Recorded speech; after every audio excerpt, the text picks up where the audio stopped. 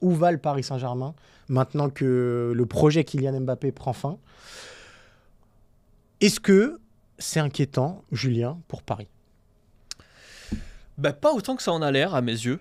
Alors, évidemment que perdre le meilleur joueur du monde, c'est un problème sportif, qu'il va falloir le remplacer, Minuscule. ce qui est quasi impossible. Maintenant, il y a deux choses. On n'est quand même pas à l'abri que certains joueurs puissent s'épanouir un petit peu plus qu'actuellement, en son absence. Je pense à des attaquants qui ont été recrutés l'été dernier.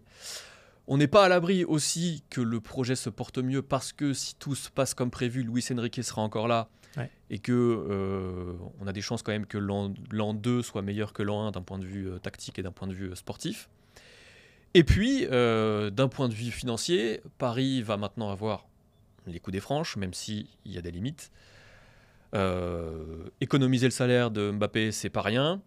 Avoir des fonds pour recruter certains joueurs, en sachant qu'on est dans une très bonne année en termes d'opportunités sur des joueurs qui sont intéressants, qui ont un niveau international. Moi, je pense que ça peut tourner dans le bon sens, même s'il faudra faire les choses extrêmement bien et il faudra s'y prendre très tôt pour ne pas se faire avoir, notamment comme ça avait été le cas avec certains joueurs comme Gundogan, je pense à Gundogan la saison dernière, pour recruter les pistes qu'on a tous en tête, les Victor Osimhen, les Bernardo Silva, les Raphaël Lian, etc. J'ose espérer que Paris, sur ce plan-là, aura l'intelligence de conserver Luis Campos, parce que si vous voulez faire venir ces trois joueurs-là, il peut être utile. Je pense qu'il a une petite utilité, en sachant qu'il y en a deux qu'il a fait venir à Lille et un troisième qu'il connaît très bien pour l'avoir côtoyé à Monaco, et l'avoir fait venir à Monaco même d'ailleurs. Donc voilà, je pense que si Paris fait les choses bien, si Paris s'y prend tôt, Paris peut s'en sortir par la grande porte, ou en tout cas intelligemment. On va pas être d'accord encore une fois. Non, mais dire quand même une chose, c'est que finalement, cette saison, on est dans une forme de transition et c'est ça que c'est un petit peu bizarre. C'est-à-dire qu'on ne peut pas dire que Paris ne fait pas partie des prétendants à la Ligue des Champions parce qu'il y a Kylian Mbappé dans l'effectif. Et pourtant, si on enlève Kylian Mbappé de l'effectif, évidemment qu'il y a un déclassement sportif évident. Donc ça va peut-être permettre finalement la vraie mise en place du projet qu'on nous a vendu l'été dernier avec Luis Enrique, qui va devenir, à mon avis, l'incarnation du club dans les mois et les années qui viennent, si d'aventure on lui donne un petit peu de stabilité. On a vu face à Lille le week-end dernier où Mbappé ne jouait pas que finalement Paris pouvait avoir des vertus collectives insoupçonnées. Et d'ailleurs, on n'a pas revu ces vertus collectives face à la Real Sociedad. Donc, c'est pas interdit de penser que sportivement, Paris pourra continuer de dominer la Ligue 1. Et j'ai pas trop de doute là-dessus. Que Paris pourrait devenir une équipe peut-être plus cohérente sur le plan européen, mais avec beaucoup moins de talent. Ça, c'est évident. Maintenant qu'on a dit ça, il va falloir faire très attention à une chose et à un écueil que le Qatar a beaucoup de mal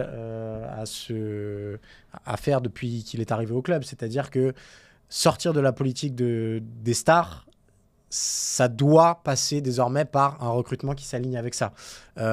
Paris va économiser presque 200 millions d'euros à l'année sans Kylian Mbappé.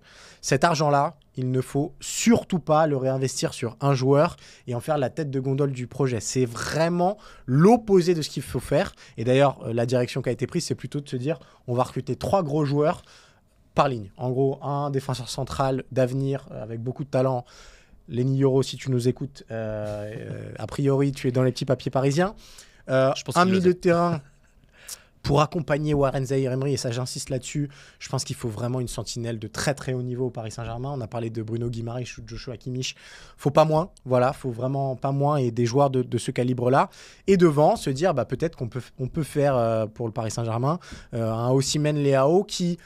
Évidemment, les deux n'ont pas du tout le talent de Kylian Mbappé, mais ils peuvent apporter d'autres choses et collectivement créer une dynamique collective différente de celle qu'on observe au Paris Saint-Germain depuis plusieurs saisons. C'est le seul espoir à mes yeux qu'il peut y avoir pour la direction parisienne et pour l'avenir du Paris Saint-Germain qatari. Parce que si on retombe dans le côté paillettes et flash, à savoir prendre une énorme star et en faire la tête de gondole du projet, on va se heurter au même problème qu'on connaît depuis... J'ai arrêté de compter les années.